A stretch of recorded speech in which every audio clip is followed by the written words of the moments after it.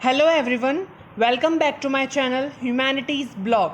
Here you will find videos for humanities subjects.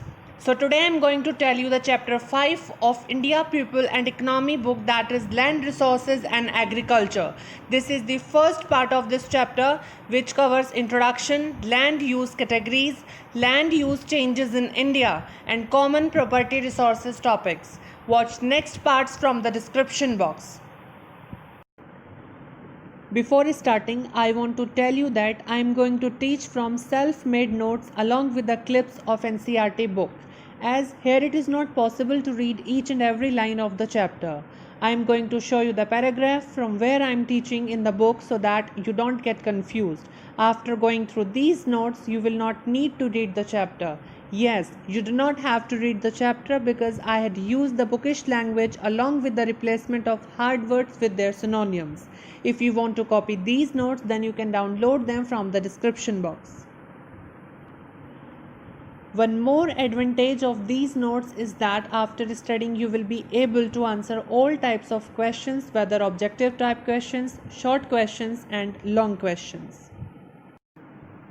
सो आज हम discuss करते हैं India people and economy book से unit number 3, that is resources and development के chapter number 5 land resources and agriculture की.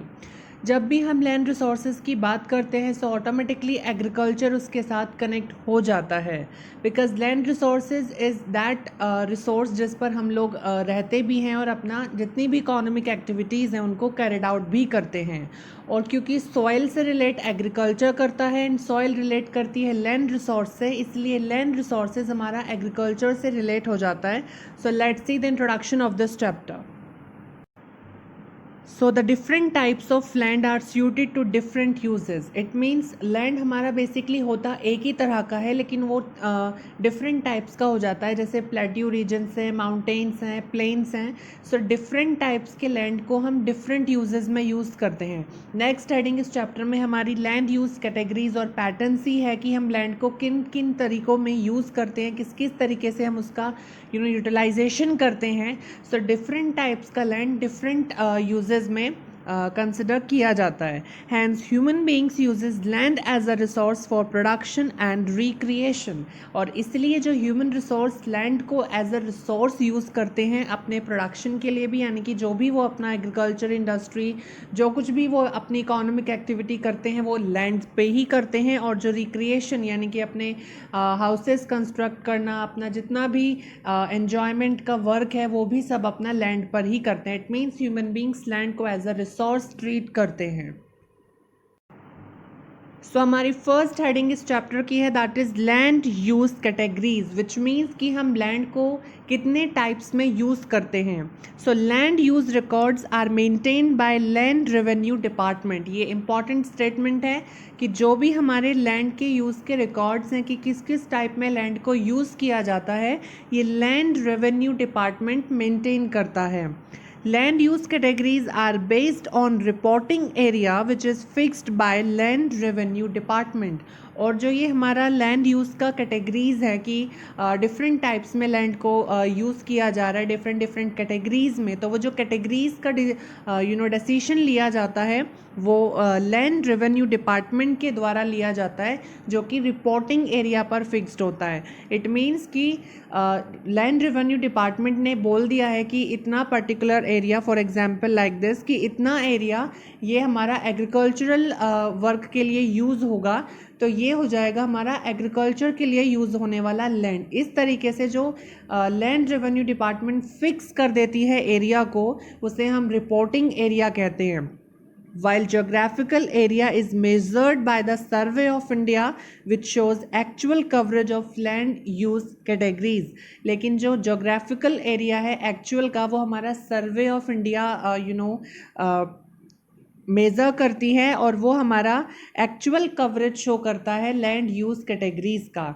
इस statement का meaning ये है, फॉर एग्जांपल हमारा नेचुरली और रियलिटी में कितना एरिया अंडर फॉरेस्ट है, ये हम ड्रोन से इफ देखेंगे तो इस एरिया के अंदर सिर्फ इतना ही एरिया अंडर फॉरेस्ट आ रहा है, लेकिन जो हमारा लैंड रेवेन्यू डिपार्टमेंट है उसने बोला है कि ये पूरा ही एरिया अंडर फॉरेस्ट है। तो ये हो जाता है reporting area and geographical area. That means reality में कितना एरिया किसी पर्टिकुलर कैटेगरी में लैंड यूज़ किया जा रहा है, और बोला कितना गया है कि इतना होना चाहिए या फिर इतना है। सो that is a basic difference between reporting area and geographical area of land use categories. Reporting area land revenue department manage करती है, जबकि geographical area survey of India manage करती है। लेकिन जो लैंड यूज़ कैटेगरीज हमें यहाँ पर शो की गई हैं वो लैंड रेवेन्यू डिपार्टमेंट के रिपोर्टिंग एरियाज़ पर बेस्ड हैं। सो 9 वो कैटेगरीज हैं जिनमें लैंड को यूज़ किया जाता है। सो लेट्स सी, फर्स्ट आती है हमारी forest. The area under actual forest cover is different from area classified as forest. जैसे मैंने अभी बताया कि जितना एरिया बोला गया है कि इतना एरिया अंदर फॉरेस्ट है, एक्चुअली में देखा जाए, रियलिटी में देखें तो इतना एरिया अंडर फॉरेस्ट नहीं है, वो कम हो गया है। सो रिपोर्टिंग एरिया ज़्यादा होता है ज्योग्राफिकल एरिया से। Thus, there may be an increase in this category without any increase in the actual forest cover। और इसीलिए if हम गवर्नमेंट के डेटा को देखें, गवर्नमेंट रिकॉर्ड्स को देखें, तो उसमें हमें दिखेगा कि फॉरेस्ट एरिया या एरिया अंडर फॉरेस्ट हमारा इंक्रीज हो गया है। लेकिन अगर हम ग्राउंड लेवल पर लैंड पर जाकर देखेंगे तो वो एक्चुअल में इंक्रीज नहीं हुआ है, सिर्फ उसका एरिया अंडर फॉरेस्ट जो रिपोर्टिंग एरिया है वो इंक्रीज कर दिया गया है। That's why area under forest category में इंक्रीज गवर्नमेंट रिकॉर्ड्स में शो होता है, बट एक्चुअल में ऐसा नहीं है। सेकेंड कैटेगरी आती है बैरन एंड वेस्टलैंड्स।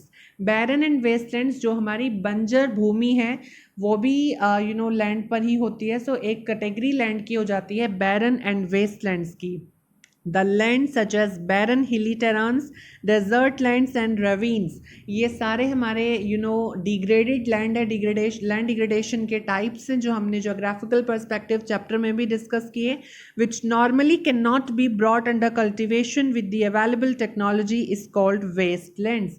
और ये ऐसे एरियाज हैं जिनको हम जितनी अभी हमारे पास टेक्नोलॉजी अवेलेबल है उसकी हेल्प से अंडर कल्टीवेशन नहीं ला सकते, या उस पर हम एग्रीकल्चर अभी नहीं कर सकते हैं। उस एरिया को हम वेस्टलैंड बोलते हैं। और ये हमारी सेकंड कैटेगरी है लैंड यूज़ की, जिस पर्पस के लिए लैंड को इंडिया में यूज़ किया जाता है या फिर लैंड इंडिया में इस पर्पस के लिए है। Third is land put to non agricultural uses. अब सिर्फ लैंड को एग्रीकल्चर के लिए ही यूज़ नहीं किया जाता है, बहुत से अदर वर्क भी किए जाते हैं। सो वो नॉन एग्रीकल्चरल यूजेस के लिए भी लैंड को यूज़ किया जाता है, जैसे सेटलमेंट्स, इंफ्रास्ट्रक्चर, इंडस्ट्रीज एटसेट्रा इस कैटेगरी में आते हैं। और सेकेंडरी टर्शरी एक्टिविटीज़ क्योंकि इंडिया में ओवर द ईयर्स बहुत ज़्यादा इंक्रीज हो रही हैं, जिसकी वजह से land use under this category हमारा इंक्रीज हो रहा है। Fourth is permanent pastures and grazing lands. जो हमारे ग्रास लैंड्स हैं जहाँ पर आवारा पशु जानवर चरते हैं, ग्रेजिंग करते हैं, वो भी हमारे बहुत ज़्यादा हैं माउंटेनियस रीजन्स में, प्लेट्यू रीजन्स में। So mostly this type of land is owned by village panchayats or the government which comes under common property resources। ये आप CPR का हेडिंग इसी चैप्टर में आगे स्टडी करेंगे। कॉमन प्रॉपर्टी रिसोर्सेज एक तरह से हम पब्लिक प्लेस को कह सकते हैं जो सभी के लिए अवेलेबल है, किसी को उससे डिप्राइव नहीं रखा जाता है। तो basically permanent pastures and grazing lands हमारे कॉमन प्रॉपर्टी रिसोर्सेज में आते हैं, और बहुत ही स्मॉल प्रपोर्शन इस area under cultivation area under this category का प्राइवेटली ओन्ड होता है, यानी कि किसी पर्टिकुलर पर्सन ने खरीदा हुआ होता है। मेनली ये पब्लिकली सबके लिए ओपन होते हैं। Fifth is area under miscellaneous tree crops and groves. अब हमारे बहुत से ऐसे एरियाज हैं जिन्हें हम हिंदी में कहते हैं बाग लगे हुए हैं, आम का बाग है या पर्टिकुलर किसी फ्रूट का बाग है, तो उससे हम कहते हैं area under miscellaneous tree crops and groves, जो कई सालों तक ऐसे ही रहते हैं। वो एग्रीकल्चर से थोड़ा अलग टाइप का वर्क हो जाता है। So the land under orchards and fruit trees comes under this category. Mostly it is owned by privately, और ज़्यादातर ये लोग खरीद कर रखते हैं, पर्टिकुलर किसी पर्सन का एक पूरा ऑर्चर्ड होता है। It is not included in net sown area। Net sown area में हम इस कैटेगरी को इंक्लूड नहीं करेंगे। नेट सोन एरिया हमारी नेक्स्ट कैटेगरी है, जब हम उसका डिस्क्रिप्शन देखेंगे, जब हम आई विल टेल यू कि क्यों हम उसमें इसको ऐड नहीं करेंगे। तो 6th आता है हमारा कल्चरलेबल Westland. The land which is left fallow for more than 5 years is cultivable wasteland. Fallow means खाली छोड़ देना। So जिस लैंड को हम 5 साल से ज़्यादा वक्त के लिए खाली छोड़ देते हैं, उस पर कोई कल्टीवेशन नहीं करते हैं, उसे हम कल्चरलेबल वेस्टलैंड बोलते हैं। वो यानी कि हमारी वजह से ही ज़मीन बंजर हो जाती है। It can be brought under cultivation after using advanced technology. Advance technology को यूज़ करके हम उसको अंडर कल्टीवेशन वापस से ला सकते हैं। 7th कैटेगरी आती है करंट फैलो, यानी कि जो अभी ही कुछ वक्त के लिए खाली छोड़ा गया, बिकॉज लैंड को भी हमें सांस लेने के लिए एक तरीके से हम कहेंगे छोड़ना होता है। अगर हम उस पर क्रॉप लगाए ही जाएंगे तो सॉइल फर्टिलिटी अपनी खो देगी और वो लैंड बंजर हो जाएगा। सो इसलिए हमें उसको खाली भी छोड़ना पड़ता है एक बार के क्रॉप लगाने के बाद। सो जिस लैंड को हम कल्टीवेशन करने के बाद या कल्टीवेशन के बिना एक या फिर एक से कम साल के लिए छोड़ते हैं, यानी कि 12 महीने या उससे कम समय के लिए जब हम लैंड को खाली छोड़ देते हैं, उसे हम करंट फैलो लैंड बोलते हैं। Fallowing is a cultural practice adopted so that land recover its lost fertility naturally. As we know, जब भी हम कोई cultivation करते हैं तो soil उसमें अपना जो fertility है वो utilize करती है, तो उस fertility को वापस से gain करने के लिए हमें land को खाली छोड़ना पड़ता है, fallow छोड़ना पड़ता है, जिससे सॉइल अपनी फर्टिलिटी वापस गेन करे और हम फिर से अच्छी कल्टीवेशन कर पाएँ। 8th कैटेगरी आती है फैलो अदर देन करंट फैलो, यानी कि लैंड को हमने खाली ही छोड़ा है लेकिन वो करंट फैलो से अलग हो गया, बिकॉज हमने उसको 1 साल से ज़्यादा समय के लिए खाली छोड़ दिया और 5 साल से कम समय के लिए। तो यानी कि 1 ईयर से 5 ईयर्स के बीच में जब हम के गैप में लैंड को खाली छोड़ते हैं, so that is fallow other than current fallow. Last आती है net sown area. The land on which crops are sown and harvested is categorized at net sown area. जब हम किसी लैंड पर कल्टीवेशन करते हैं, उस पर सोइनिंग करते हैं, बीज बोते हैं और उसके बाद उस क्रॉप के होने के बाद हार्वेस्ट कर देते हैं, उसकी कटाई कर देते हैं, तो इस बीच जो लैंड अंडर कल्टीवेशन रहता है, बेसिकली हम इसे लैंड अंडर कल्टीवेशन ही कहेंगे। That is net sown area, जो कि हमारा साल में मोस्टली अब तो क्योंकि इतनी टेक्नोलॉजीज आ चुकी हैं, इरिगेशन डेवलप हो गया है, साल में 2 बार एक लैंड पर एक फार्मर कल्टीवेशन कर लेते हैं, लेकिन पहले सिर्फ मॉनसून पे ही होता था। So this is net sown area. Now the 5th category, that is area under miscellaneous tree crops and groves, को हम इसमें क्यों नहीं ऐड करेंगे, बिकॉज ये हमारा एक पर्टिकुलर क्रॉप सीजन का होता है। हमने एक क्रॉप लगाई, उसको हार्वेस्ट किया, दैट इज इट, वो हो गया हमारा नेट सोन एरिया। लेकिन जो ट्री क्रॉप्स एंड ग्रोव्स हैं कि हमारे कई साल तक, आम के पेड़ हैं वो 3 साल बाद उस पर फल आना शुरू होता है, फिर वो कई साल तक ऐसे ही लगा रहता है। जो हमारे बाग होते हैं, ऑर्चर्ड्स होते हैं, वो ऐसे ही कई साल तक के लिए लगे रहते हैं, इसलिए हम उनको नेट सोन एरिया में इंक्लूड नहीं कर सकते हैं। सो ये हमारी 9 डिफरेंट कैटेगरीज हैं जिसमें लैंड को इंडिया में यूज़ किया जाता है, जो बेस्ड है हमारे लैंड रेवेन्यू डिपार्टमेंट के रिकॉर्ड्स के ऊपर, and it is the most important heading of this chapter. Now the next heading in this chapter is land use changes in India. अभी हमने लैंड यूज़ कैटेगरीज डिस्कस की हैं। Now अब जो ये लैंड यूज़ कैटेगरीज हैं ये भी ओवर द टाइम चेंज होती रहती हैं। फॉर एग्जांपल पहले कोई एरिया अंडर कल्टीवेशन था, नेट सोन एरिया था, लेकिन अब क्योंकि उस पर बहुत ज़्यादा इनडिस्क्रिमिनेट लैंड को यूज़ किया गया तो सॉइल ने अपनी फर्टिलिटी लॉस की, देन वो लैंड हमारा बैरन एंड वेस्ट लैंड हो जाता है या उसको फैलो कैटेगरी में छोड़ रखा है। तो लैंड यूज़ कैटेगरीज हमारी चेंज होती रहती हैं। सो यही हमारा हेडिंग है। So land use in a region is influenced by nature of economic activities of that region. So किसी भी region की land use categories जो होती हैं वो influence करती हैं उस region में होने वाले economic activities से। अगर वहाँ पर ज़्यादा agriculture हो रहा है तो land under agriculture ज़्यादा होगा, industries वगैरह ज़्यादा हैं तो land under non agricultural uses ज़्यादा होगा। So depend करता है उस area के region के economic activities पर, which are changed over time, but land as a natural resource is fixed in terms of area only. Land use categories is change due to the following 3 changes. So ये हमारी जो land use categories हैं ये change होती रहती हैं time to time, लेकिन land as a natural resource हमारा चेंज नहीं होता है। सिर्फ जो हमारा लैंड यूज कैटेगरीज हैं वो ही चेंज होती हैं। मतलब लैंड हमारा चेंज नहीं होगा, लैंड को किस तरीके से यूज़ किया जा रहा है बाय ह्यूमंस ये चेंज होता है, और ये चेंज भी 3 चेंजेस होने की वजह से होता है। सो वो 3 चेंजेस क्या है जिसकी वजह से हमारे लैंड यूज कैटेगरीज चेंज होती हैं। फर्स्ट आता है size of the economy. Economy का जब साइज चेंज हो जाता है, इकोनॉमी पहले से ज़्यादा बड़ी हो जाती है या श्रिंक हो रही होती है, तो उससे भी लैंड यूज कैटेगरीज में चेंजेस आते हैं। It is measured in terms of value for all the goods and services produced in the economy, which grows over time due to increasing population, change in income levels, etc. So ये हम size of economy कैसे measure करते हैं? हमारा over the time जो goods and services हमारे economy में produce हो रहे हैं वो पहले से ज़्यादा हो गए हैं क्योंकि पॉपुलेशन बढ़ गई है, या वो कम हो गया है सप्लाई कम होने की वजह से, इनकम लेवल्स में चेंज आने की वजह से, उसकी डिमांड सप्लाई पर क्या फ़र्क पड़ा है गुड्स एंड सर्विसेज की। तो इस तरीके से हम इकोनॉमी के साइज़ को मेज़र करते हैं। Hence the land pressure on land increases with time and land use categories will changes. और इसीलिए जो हमारा लैंड पर प्रेशर होता है वो ज़्यादा हो जाता है और फिर हमारे लैंड यूज कैटेगरीज चेंज होने लगते हैं।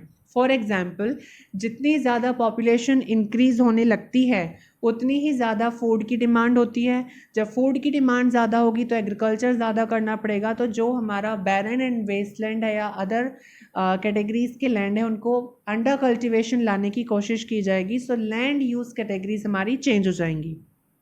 सेकेंड रीज़न आता है कॉम्पोजिशन ऑफ द इकोनॉमी।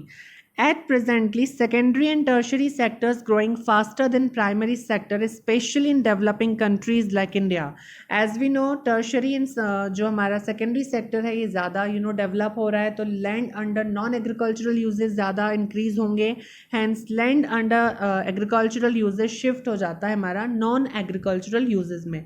तो इकोनॉमी के कंपोजिशन से भी लैंड यूज कैटेगरीज चेंज होती हैं कि कौन सा सेक्टर ज़्यादा ग्रो कर रहा है। थर्ड रीज़न आता है कंट्रीब्यूशन ऑफ एग्रीकल्चरल एक्टिविटीज़।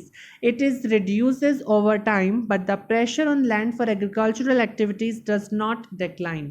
हमारा एग्रीकल्चरल सेक्टर का शेयर हमारे इंडियन इकोनॉमी में कम हो रहा है ओवर द ईयर्स, लेकिन जो इसके ऊपर प्रेशर है एक्टिविटीज़ का या लिवलीहुड का पीपल्स के, वो कम नहीं हुआ है। बिकॉज अगर किसी को कहीं जॉब नहीं मिलती है तो उसके पास एक ऑप्शन रहता है कि वो एग्रीकल्चर करने लगता है।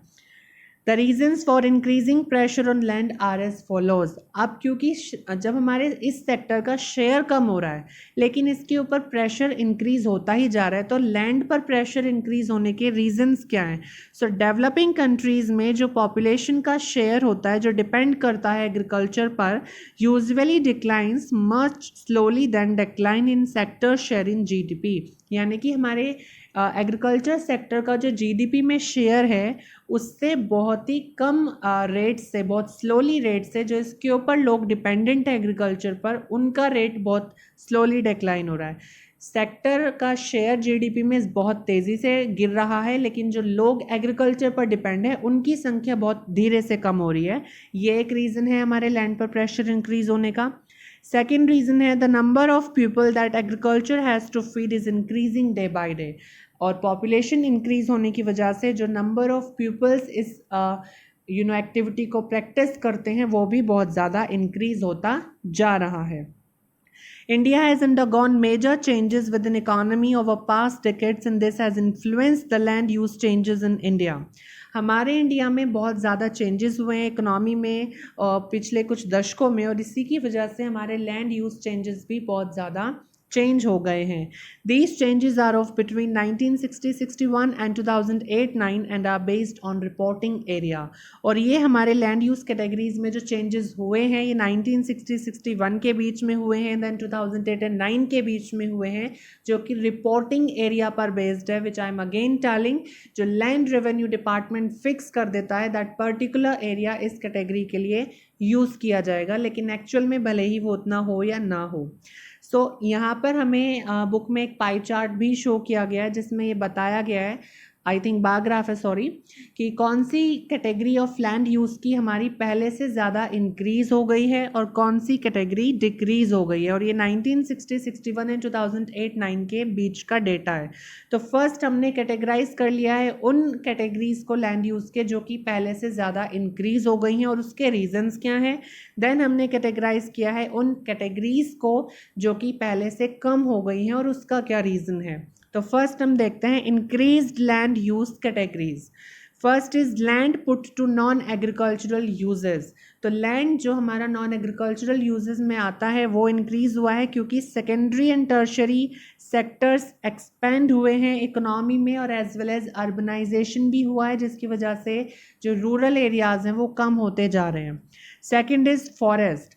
अब इसका एक बहुत ही ट्विस्टिंग फैक्ट ये है कि फॉरेस्ट जो है हमारा डिमार्केटेड एरिया में इंक्रीज हुआ है, यानी कि रिपोर्टिंग एरिया में फॉरेस्ट इंक्रीज है बट जोग्राफिकली रियलिटी में वो एरिया इंक्रीज नहीं हुआ है, बट उसको हम कैटेगराइज करेंगे कि वो इंक्रीज्ड कैटेगरी है। थर्ड इज करंट फैलो, यानी कि जिस लैंड को 1 साल या उससे कम समय के लिए खाली छोड़ा जाता है for the replenishing of soils quality और fertility, that is current fallow. और ये इसलिए इंक्रीज हुआ है due to variations in rainfall and cropping pattern, क्योंकि हमारी रेनफॉल में भी वेरिएशंस होते रहते हैं। मानसून कभी बहुत जल्दी आ जाता है या बहुत लेट आता है, या मतलब अच्छा तरह से मानसून नहीं आता है, या फिर जो हमारे क्रॉपिंग करने के तरीके हैं उससे भी हमारा ये कैटेगरी जो है इंक्रीज हो गया है। क्योंकि हमने पहले से ज़्यादा क्रॉप्स को ग्रो करना शुरू कर दिया है, तो 1 साल से कम समय के लिए जो लैंड खाली छोड़ा जाता है दैट इज़ करंट फैलो, वो बढ़ गया है। अब हम बहुत कम समय के लिए लैंड को खाली छोड़ रहे हैं। Fourth is net sown area, और क्योंकि कल्चरलेबल वेस्ट लैंड, यानी कि जो हमारा 5 साल से ज़्यादा टाइम पीरियड के लिए खाली छोड़ा जाता है लैंड, उसको भी हमने अंडर कल्टिवेशन ले लिया है। इस वजह से हमारा नेट सोन एरिया भी इंक्रीज हो रहा है, दैट हो गया है, that is area under cultivation. So ये 4 कैटेगरीज लैंड यूज़ की हमारी इंक्रीज हो गई हैं। Now the decreased land use categories, number 1 is barren and waste land, यानी कि बंजर ज़मीन हमारी पहले से कम हो गई है। रीज़न इज क्योंकि हमने उसको कल्टिवेबल लैंड में या नेट सोन एरिया में कन्वर्ट कर दिया है। सेकेंड इज कल्चरलेबल वेस्ट लैंड, जो हमने अभी देखा जो नेट सोन एरिया में कन्वर्ट कर दी गई है, एरिया अंडर कल्टिवेशन, इसलिए वो कम हो गया है। Permanent pastures and grazing lands and miscellaneous tree crops and groves भी हमारी कम हो गई हैं क्योंकि उसको भी हम एग्रीकल्चर में लेकर आ गए हैं। और fourth is fallow other than current fallow, जो 1 साल से ज़्यादा लेकिन 5 साल से कम के लिए खाली छोड़ा जाता है लैंड, वो भी हमारा एरिया अंडर कल्टिवेशन आने की वजह से कम हो गया है। तो चारों का रीज़न डिक्रीज होने का यही है कि हमने एरिया को अंडर कल्टिवेशन ले लिया है और इसीलिए ये चारों कैटेगरीज हमारी डिक्रीज हुई हैं। और ये 2 heading, increased and decreased land use categories, इस चैप्टर की मोस्ट इंपॉर्टेंट हेडिंग्स हैं। Now the next heading of this chapter is common property resources, in short we can say CPR. So according to ownership land can be classified as, तो हमने अभी तक land use categories पढ़ी जो land revenue department ने reporting area पर based है। Now अगर हम ऑनरशिप के बेसिस पर लैंड रिसोर्स को देखते हैं कि किसका अधिकार है लैंड के ऊपर, किसकी ऑनरशिप है, सो ऑनरशिप के बेसिस पर हमारी लैंड रिसोर्स 2 कैटेगरीज में क्लासिफाइड होती है। एक होता है private land and second is common property resources. Private land हमारा किसी इंडिविजुअल या ग्रुप ऑफ इंडिविजुअल्स के थ्रू ख़रीदा गया होता है, लेकिन जो कॉमन प्रॉपर्टी रिसोर्सेज होती हैं CPRs, ये कम्युनिटी के नेचुरल रिसोर्स होते हैं, यानी कि ये पूरी सोसाइटी के, पूरी कम्युनिटी के ही रिसोर्स हैं, where every member has a right of access and usage with rules and regulations, जिस पर सभी मेंबर्स का सोसाइटी के अधिकार है कि वो उसको यूज़ कर सकता है रूल्स एंड रेगुलेशंस जो भी रखे गए हैं उसके साथ। CPRs provide fodder for livestock and fuel for households along with other minor forest products like fruits, nuts, etc. तो जो हमारे CPRs, अब इसमें हम फॉरेस्ट को, जितना भी हमारा पैस्चरल लैंड है, पब्लिक पार्क्स होते हैं, ये सब चीज़ें हमारी कॉमन प्रॉपर्टी रिसोर्सेज हो जाती हैं। तो ये हमारे गाय भैंस लिव स्टॉक के लिए फॉडर प्रोवाइड करता है, यानी कि चारा प्रोवाइड करता है, घरों को लकड़ियाँ यानी कि फ्यूल वुड प्रोवाइड करता है। इसके अलावा अदर फॉरेस्ट प्रोडक्ट्स जैसे फ्रूट्स, नट्स, ये सब भी हमें कॉमन प्रॉपर्टी रिसोर्सेज प्रोवाइड करते हैं। CPRs provide livelihood to landless and marginal farmers in rural areas. और रूरल एरियाज़ में जो हमारे सीमांत और छोटे किसान स्मॉल एंड मार्जिनल फार्मर्स होते हैं उनको ये एक तरह से लिवलीहुड प्रोवाइड करता है. जिनके पास लैंड नहीं होता है तो वो पूरी सोसाइटी के जो लैंड है यानी कि जो पूरा लैंड है उसको वो यूज़ कर सकते हैं अपने लिवलीहुड के लिए. CPRs are important for women's also as mostly collection of fodder and fuel is done by women's in rural areas. और ये women's के लिए भी important है common property resources because ज़्यादातर जो females हैं rural areas में वो land रिसोर्स यानी कि फॉडर एंड फ्यूल को इन्हीं पे से कलेक्ट करती हैं कॉमन प्रॉपर्टी रिसोर्सेज से. एग्जाम्पल्स हमारे CPRs के हो जाते हैं कम्युनिटी फॉरेस्ट जो पूरी सोसाइटी के हैं, पेस्टरल लैंड्स विलेज के वाटर बॉडीज़ जैसे कोई वेल होता है विलेज के अंदर या पॉन्ड होता है, और अदर जितने भी पब्लिक प्लेसेस हैं वो सब हमारे कॉमन प्रॉपर्टी रिसोर्सेज में ही इंक्लूड होते हैं. So this is the first part of this chapter. Watch next parts from the description box.